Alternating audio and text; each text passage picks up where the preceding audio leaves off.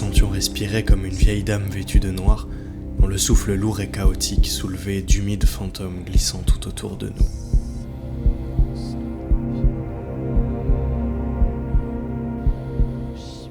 L'obscurité est toujours un point de départ.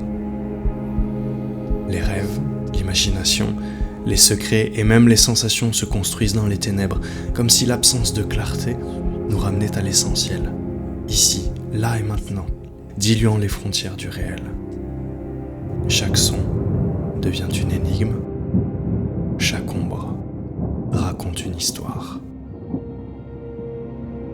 À la recherche des racines de la nuit, nous explorions d'anciennes cavernes autrefois élues grottes de sabbat par les sorcières de la région. Voluptueuse pensée que de les imaginer danser sous nos pieds, à célébrer la nature lors de rites oubliés.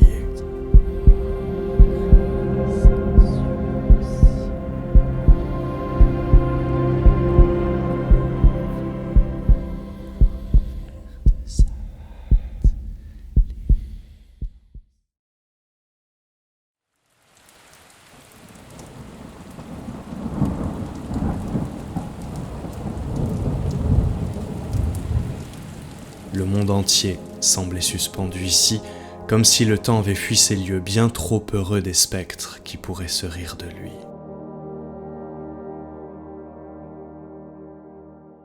Plus nous avancions, plus nos visions hallucinées semblaient ouvrir une nouvelle trame pour lire ces paysages.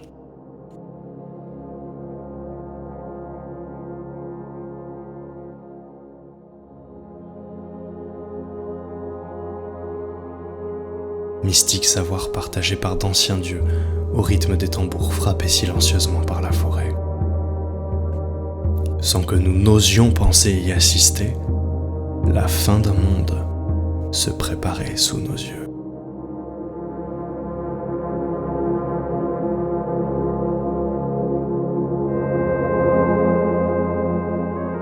Ignorants, nous avions pénétré dans l'antre des nuages. Si la nuit leur faisait découvrir le monde et des mystères, alors les montagnes les élevaient, les nourrissaient, les façonnaient. Moissonneurs de lumière, c'est ici qu'ils apprenaient à défier le soleil en attendant de pouvoir un jour l'engloutir.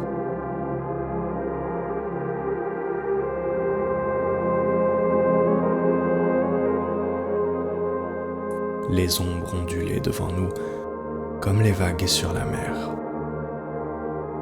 L'orage passé avait mis à sac le ciel et laissé derrière lui une ruine céleste aux lambeaux de coton déchiquetés. La roche élancée ressemblait au tombeau des mythes d'autrefois. Il semblait que la terre avait eu des convulsions ici, tant la découpe du paysage était brutale et acérée. L'éveil était certain, mais nous n'allions pas tarder à sceller notre initiation devant le spectacle infernal le plus divin que nous ayons contemplé.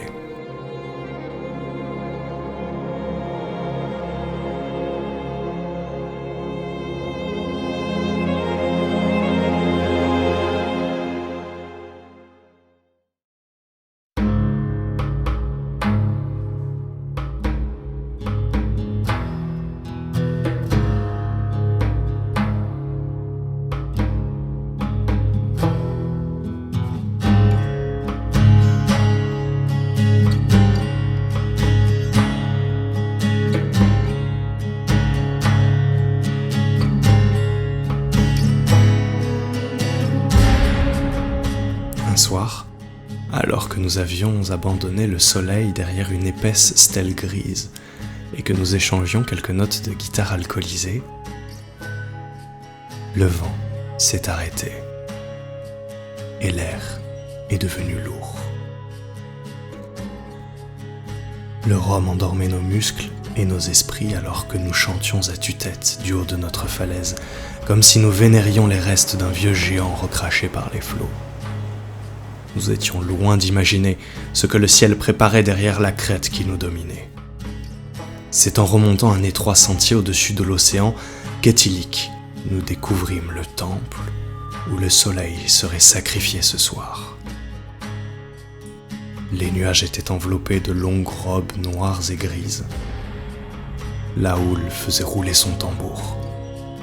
et nous faisions silence, comprenant instinctivement le privilège que nous aurions d'assister à cette cérémonie.